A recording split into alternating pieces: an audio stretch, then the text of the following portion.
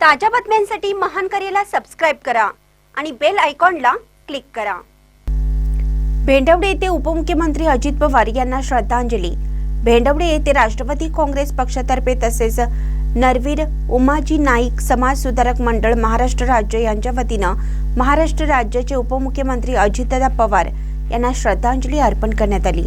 यावेळी राष्ट्रवादी काँग्रेसचे उपाध्यक्ष हर्षवर्धन चव्हाण, नरवीर उमाजी नाईक समाज सुधारक मंडळाचे महाराष्ट्र राज्य संस्थापक वसंतराव चव्हाण, महावीर कांबळे, वैभव भिसे, विठ्ठल निकम यांच्यासह ग्रामस्थ व कार्यकर्ते उपस्थित होते। या श्रद्धांजली कार्यक्रमात हर्षवर्धन चव्हाण यांनी अजितदादा पवार यांच्या सोबतच्या आठवणींना उजाळा देत त्यांच्या काम करण्याच्या पद्धतीविषयी मार्गदर्शन केलं। अजितदादा हे सर्वसामान्यांच्या प्रश्नांसाठी सदैव तत्पर राहणारे शिस्तबद्ध व निर्णयक्षम नेतृत्व होतं।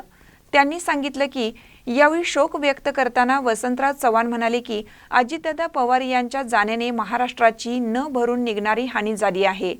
तर महावीर कांबळे यांनी ही भावना व्यक्त करत महाराष्ट्राने एक सक्षम व दूरदृष्टी असलेले नेतृत्व गमावलं आहे असं मत व्यक्त केलं।